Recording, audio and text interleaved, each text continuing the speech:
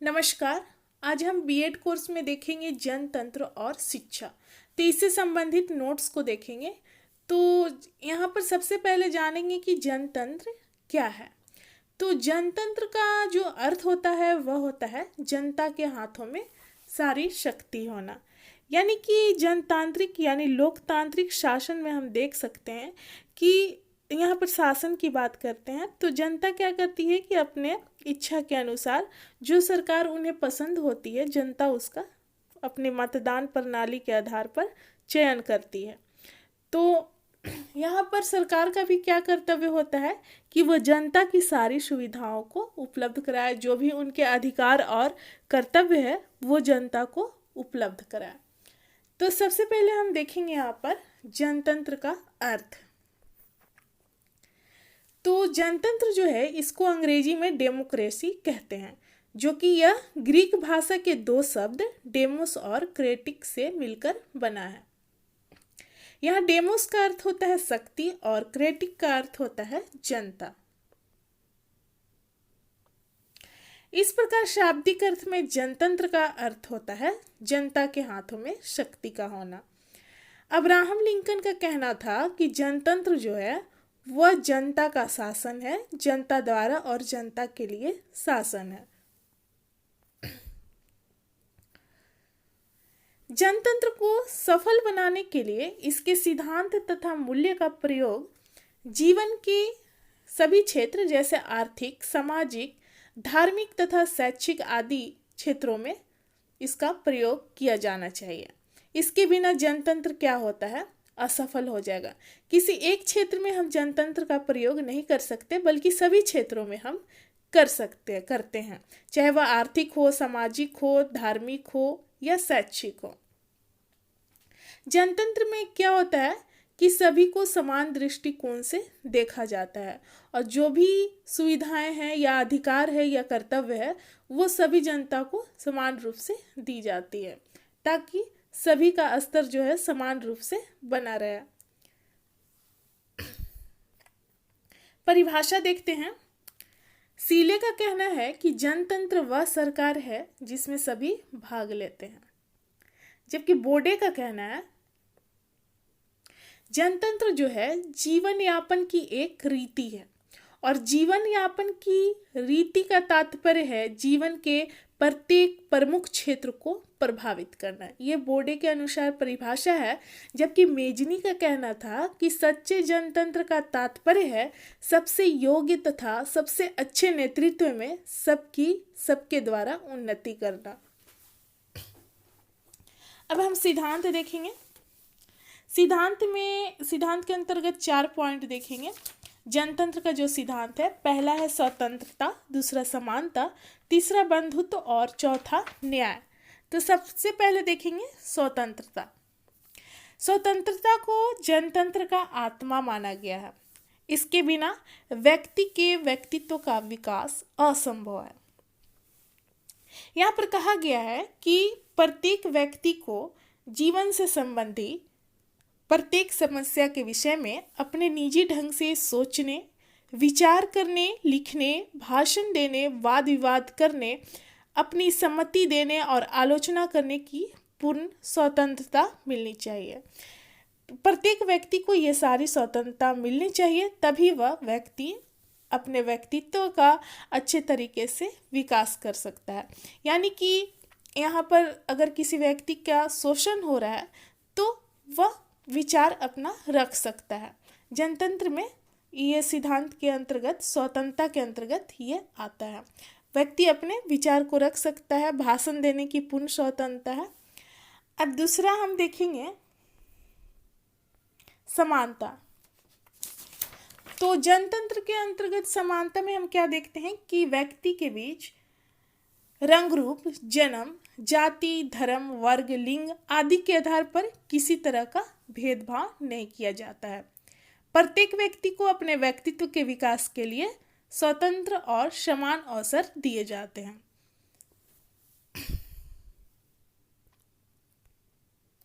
यहाँ पर है कि यहाँ समान अवसर से यह अर्थ नहीं है कि सबको एक से अवसर मिले, यानी कि यहाँ पर हम देखेंगे कि कोई विकलांग व्यक्ति है और दूसरा गरीब व्यक्ति है, तो विकलांग व्यक्ति को हम क्या देखेंगे कि उसकी आवश्यकताएं जो है अधिक है, तो उसको और अधिक सुविधाएं दी जाएगी ताकि समान व्यक्ति की तरह उसकी स्थिति में सुधार हो सके।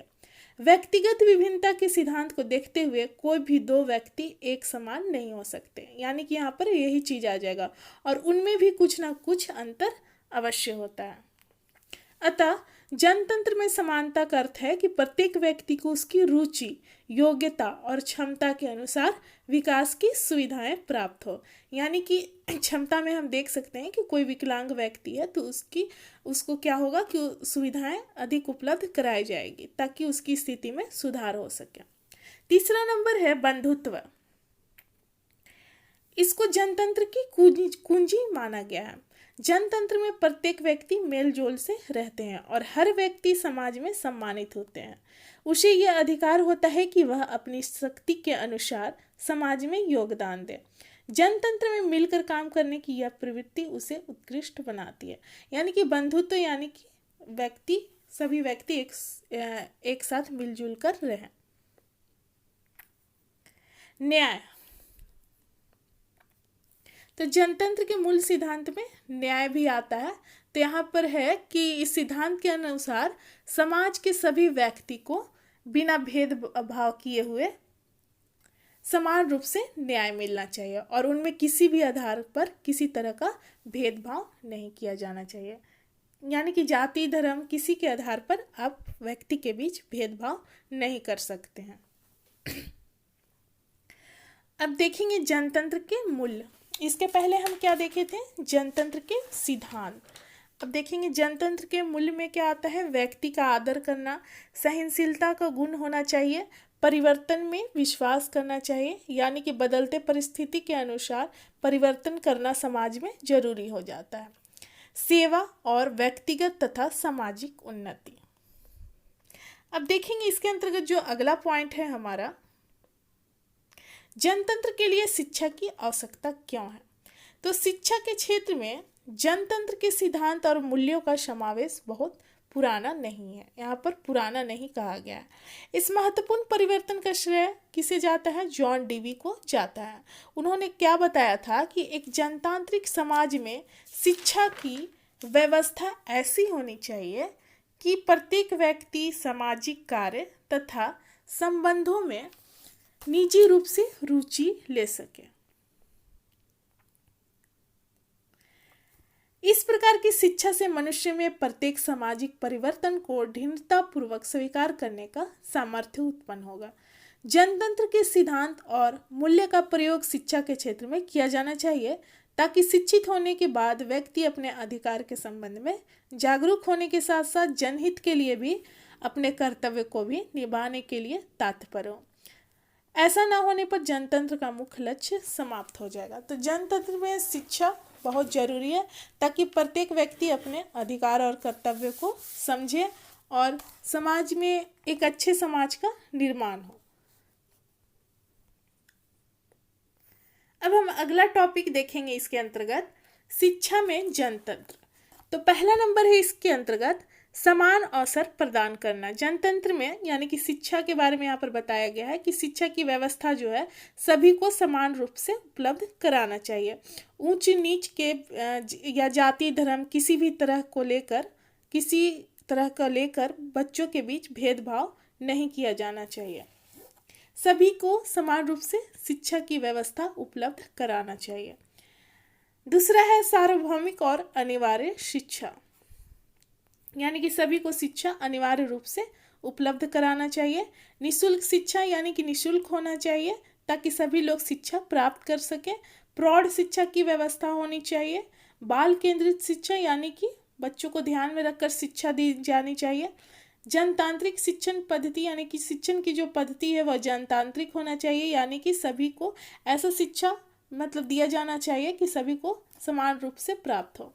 व्यक्तिगत अध्ययन का महत्व, छात्र परिषद का गठन किया जाना चाहिए ताकि छात्र अपने विचार को रख सकें। शिक्षक के व्यक्तित्व का सम्मान किया जाना चाहिए। स्कूल प्रशासन की व्यवस्था होनी चाहिए। बुद्धि लब्धि परीक्षाएं ली जानी चाहिए बच्चों से। बालक का शारीरिक स्वास्थ्य का ध्यान रखा जाना चाहिए और शिक्षा के समस्त साधनों में सहयोग होना चाहिए। अब देखेंगे जनतंत्र और शिक्षा के उद्देश्य।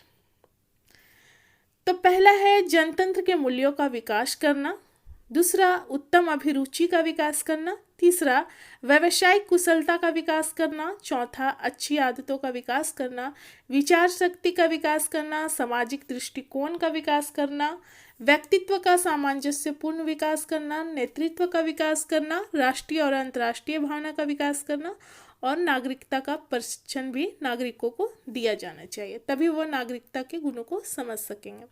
अब हम इसके अंतर्गत जो टॉपिक देखेंगे वो है जनतंत्र और पाठ्यक्रम। जनतंत्र में जो है पाठ्यक्रम की रचना जनतांत्रिक आदर्श और मूल्यों को प्राप्त करने के लिए किया जाता है। अतः पाठ्यक्रम में उन विषय को मुख्य रूप से स्थान दिया जाता है जिनके अध्ययन द्वारा बालक का संपूर्ण व्यक्तित्व का विकास हो और बालक आगे जाकर भविष्य में एक अच्छा नागरिक बन सके। जनतंत्रीय पाठ्यक्रम बहुमुखी होता है जो कि बालक के व्यक्तित्व के विकास में सहायक होता है। इसमें क्या है कि कक्षा कार्य के साथ साथ पढ़ाने के साथ साथ खेल कूद और पाठ सहगामी क्रियाएं भी शामिल की जाती है। जनतांत्रिक पाठ्यक्रम में सामाजिक भावना के विकास पर बल दिया जाता है। ऐसे पाठ्यक्रम में लचीलापन होता है और इसमें कुछ आवश्यक विषय सभी को अनिवार्य रूप से पढ़ने होते हैं और बाकी विषय जो होते हैं वो ऐच्छिक होते हैं जिसका चयन बालक अपनी रुचि और योग्यता के अनुसार करता है। इसमें व्यावसायिक आवश्यकता की पूर्ति का भी प्रावधान रहता है। जनतंत्रीय पाठ्यक्रम में बालक की बुद्धि विकसित करने के लिए क्रिया के सिद्धांत पर बल दिया जाता है, यानी कि बालक खुद किसी चीज को करके सीखे। इसमें ज्ञान को बलपूर्वक थोपने के बजाय बालक अपने अनुभव द्वारा सीखे इसका प्रयास किया जाता है, यानी कि बच्चा खुद करके सीखता है। इसके साथ साथ अवकाश के समय का सदुपयोग करने के लिए भी विभिन्न क्रियाएं सम्मिलित की जाती हैं। अब इसके अंतर्गत जो हमारा टॉपिक है वह है जनतंत्र तथा शिक्षण विधि। किस विधि का हम प्रयोग करते हैं जनतंत्र में बच्चों को पढ़ाने के लिए। यहाँ पर जनतंत्र के अंतर्गत देखेंगे कि बालक के संपूर्ण व्यक्तित्व को ध्यान में रखा जाता है, यानी कि शिक्षण पद्धति को जब हम शामिल करते हैं तो इन चीजों का ध्यान में रखा जाता है जिससे बालक के संपूर्ण व्यक्तित्व का विकास हो। जनतंत्र में निष्क्रिय शिक्षण पद्धति के स्थान पर सक्रिय पद्धति का प्रयोग किया जाता है। अतः जनतांत्रिक शिक्षण पद्धति में बालक को अपने अनुभव द्वारा, यानी कि किसी चीज को वह करके सीखता है, अपने अनुभव से सीखता है, इसकी स्वतंत्रता उसको दी जाती है। और इस प्रकार की विधि में क्या क्या आता है, मॉन्टेसरी पद्धति, योजना पद्धति, डाल्टन पद्धति, ह्यूरिस्टिक पद्धति, प्रयोगशाला पद्धति, प्रयोगात्मक पद्धति आदि को प्रमुख रूप से प्रयोग किया जाता है। इन सभी पद्धति में बालक को खुद करके ज्ञान प्राप्त करता है, ज्ञान को खोजता है। बालक को ज्ञान प्राप्त करने के लिए तर्क करने, प्रश्न पूछने, इन सारे चीज़ों की पूर्ण स्वतंत्रता होती है। वो टीचर से इन सारे चीज़ों के बारे में प्रश्न कर सकते हैं। ज्ञान के विस्तृत क्षेत्र में बालक को अन्वेषण करने के लिए स्वतंत्र छोड़ दिया जाता है, यानी कि बालक अपने अनुभव द्वारा जो भी सीखता है तो उसके बारे में सोचता है, समझता है और उसके बाद उससे संबंधित ज्ञान को प्राप्त करता है। और शिक्षक इसमें क्या करते हैं कि पथ प्रदर्शक, यानी कि उनकी सहायता करते हैं, बच्चों की पथ प्रदर्शक के रूप में उसकी सहायता करता है। ऐसा करने से बालक अपने अनुभव द्वारा विभिन्न समस्या का हल ढूंढ लेते हैं और उनमें इस प्रकार की योग्यता विकसित होती है कि वे आगे चलकर एक अच्छे नागरिक बन सकें। इसमें बालक की बुद्धि को पूर्ण रूप से विकसित होने के अवसर दिए जाते हैं और इसमें बालक को जो भी कार्य दिए जाते हैं वो ना तो ज़्यादा सरल होता है और ना ही ज़्यादा कठिन। उनका निर्धारण इस आधार पर किया जाता है कि बालक में सोचने और निर्णय लेने की शक्ति का विकास हो। तो जो भी कार्य दिए जाता है वो इस चीज़ को ध्यान में रखा जाता है कि बालक इससे बहुत कुछ सीखे और उसके संपूर्ण व्यक्तित्व का विकास हो। इसके अंतर्गत हम अगला टॉपिक देखेंगे जनतंत्र और अनुशासन। अनुशासन को जनतंत्र की कुंजी माना गया है। यहाँ पर देखेंगे कि बालक में अनुशासन कैसे विकसित किया जाए। इसके अंतर्गत हम पॉइंट को देखेंगे कुछ। तो पहला नंबर है, जनतंत्रीय विद्यालय में शिक्षक जो है एक पथ प्रदर्शक के रूप में काम करते हैं। उनका कार्य किसी बालक पर दबाव डालना ना होकर प्रेम और सहानुभूति ढंग से उसके अंदर स्व अनुशासन की धारणा विकसित करना होता है। यानी कि यहाँ पर टीचर एक पथ प्रदर्शक के रूप में होते हैं और वह बालक की हर एक समस्याओं को सुनते हैं और उसे इस तरीके से उन बालक के साथ व्यवहार करते हैं जिससे बालक सही चीज़ों को सीखे और अनुशासन से संबंधित कार्यों को सीखे और समझे। दूसरा है, विद्यालय में ऐसी क्रियाएं आयोजित करनी चाहिए जिनमें बालक अपनी रुचि के अनुसार भाग ले और उसके जो भी नियम है विद्यालय के द्वारा नियम बताए गए हैं उसका अच्छे तरीके से पालन करें। तीसरा नंबर है, विद्यालय व्यवस्था में शासन संबंधी कार्य में भी बालक की सहभागिता होनी चाहिए। यानी कि विद्यालय के जो भी कार्य किए जा रहे हैं उसमें बच्चों का भी सहयोग होना चाहिए। इससे बच्चे समय को क्या समझेंगे, खुद को विद्यालय का अंग समझेंगे और अनुशासित रहना सीख सकेंगे। बालक को विद्यार्थी परिषद, विद्यार्थी लोकसभा तथा विद्यार्थी सम्मेलन आदि संगठन बनाने के लिए प्रोत्साहित करना चाहिए जिससे वह मिलजुल कर काम करना सीखे। विद्यालय में बालक को उनके अधिकार और कर्तव्य के प्रति जागरूक बनाया जाना चाहिए। तो इससे ये सारे पॉइंट जो है वो अनुशासन के अंतर्गत आता है जिससे बालक में एक अच्छे तरीके से अनुशासित व्यवस्था का विकास हो। अब देखेंगे जनतंत्र तथा शिक्षक। जनतंत्रीय व्यवस्था में शिक्षक का जो स्थान है वो एक मित्र, पथ प्रदर्शक और समाज सुधारक के रूप में होता है। ऐसी व्यवस्था में शिक्षक के अंदर अनेक गुण होने चाहिए। शिक्षक जनतंत्र के मूल्यों को सम्मान देता हो, जैसे प्रेम, सहानुभूति, व्यवहार से बालक में यानी कि बालक के जनतांत्रिक मूल्यों को विकास करना चाहिए एक टीचर के द्वारा। एक टीचर के द्वारा ऐसा वातावरण का निर्माण करना चाहिए जिससे प्रत्येक बालक का संपूर्ण व्यक्तित्व यानी सर्वांगीण विकास हो। इस प्रकार हम कह सकते हैं कि शिक्षक को अपने अधिकार और कर्तव्य को पूर्ण रूप से समझते हुए ऐसा प्रयास करना चाहिए कि वह ऐसे व्यक्ति का निर्माण करे जो भावी जीवन में आने वाली प्रत्येक समस्या को आसानी से सुलझा सके। तो यहाँ पर टीचर को ये ध्यान रखना चाहिए कि बालक वह इस तरीके से बच्चों का व्यक्तित्व का विकास हो ताकि वह बच्चा हर एक समस्या आगे यानी जो भी उसके सामने परिस्थितियां आएंगी, परेशानियां आएंगी, उसको आसानी से हल कर सके। तो इसके अंतर्गत अगला पॉइंट है जनतंत्र तथा विद्यालय प्रशासन, विद्यालय का प्रशासन। जनतंत्रीय व्यवस्था में विद्यालय का प्रशासन जो है वह जनतंत्र के आदर्श तथा मूल्यों पर आधारित होनी चाहिए। इससे जहां एक ओर सच्चरित्र और योग्य नागरिक का निर्माण होता है, वहीं दूसरी ओर विभिन्न क्षेत्रों के लिए उचित नेतृत्व का प्रशिक्षण भी हो जाता है। जनतांत्रिक व्यवस्था में हम देखते हैं कि विद्यालय संगठन जो होता है वह जनतांत्रिक होता है और यहाँ पर सभी के सहयोग से चलता है, जैसे कि शिक्षा मंडल, प्रधानाचार्य, बालक आदि को हम ले लेंगे। लेकिन हम कभी कभी क्या देखते हैं कि विद्यालय की जो अधिक भार है वो शिक्षकों को दी जाती है, लेकिन ऐसा नहीं किया जाना चाहिए। और हम ये भी देखते हैं विद्यालय प्रशासन के अंतर्गत कि प्रधानाचार्य के द्वारा जो शिक्षक होते हैं उनकी जो आलोचना की जाती है वो अच्छे तरीके से की जानी चाहिए। उनको ज़्यादा डांटना नहीं चाहिए। इस तरीके से बताना चाहिए जो भी उनकी कमियां हैं टीचर की, ताकि वो टीचर आगे जाकर उसमें सुधार कर सकें।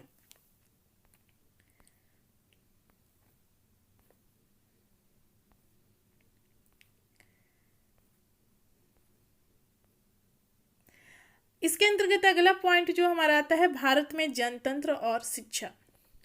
15 अगस्त 1947 को हमारा देश अंग्रेजों के नियंत्रण से आज़ाद हुआ था और एक जनतांत्रिक सरकार का गठन हुआ। भारत का संविधान लागू होने के बाद इसे एक संपूर्ण प्रभुत्व संपन्न गणराज्य घोषित किया गया और भारत के सभी नागरिकों को विचार, अभिव्यक्ति,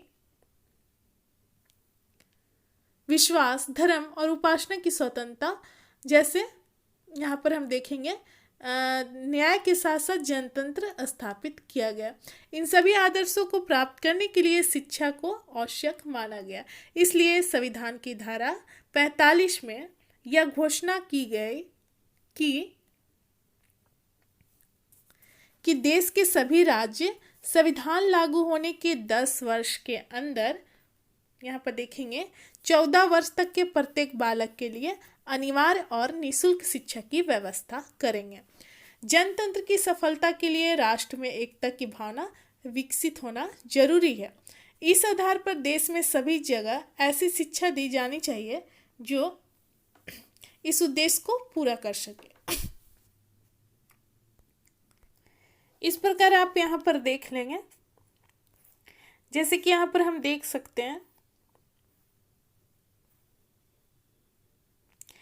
जनतंत्र की सफलता के लिए सुयोग, सचरित्र और सुशिक्षित नागरिक का आवश्यकता यहाँ पर जरूरी है, जिनके निर्माण के लिए भारतीय शिक्षा प्रणाली में बहुत सारे परिवर्तन की आवश्यकता है। शिक्षा प्रणाली को भी परिवर्तन करना जरूरी है ताकि यहाँ पर एक अच्छे जनतांत्रिक व्यवस्था का विकास हो। इसके अभाव में जनतंत्र विकसित नहीं हो सकती है। राष्ट्र में एकता की भावना होनी चाहिए, लोग मिलजुल कर रहें, तभी एक अच्छे तरीके से जनतांत्रिक शासन व्यवस्था का विकास हो सकता है। यहाँ पर सरकार द्वारा इस दिशा में सार्थक प्रयास किए जाने की आवश्यकता है। तो ये जो हमारा नोट्स था काफ़ी लंबा था, जो कि हमारा जनतंत्र और शिक्षा से संबंधित है। तो आप देख लेंगे और आप अपने अनुसार नोट्स बना सकते हैं। तो यहाँ पर वीडियो जो है हमारा समाप्त होता है। मिलते हैं अगले वीडियो में। धन्यवाद।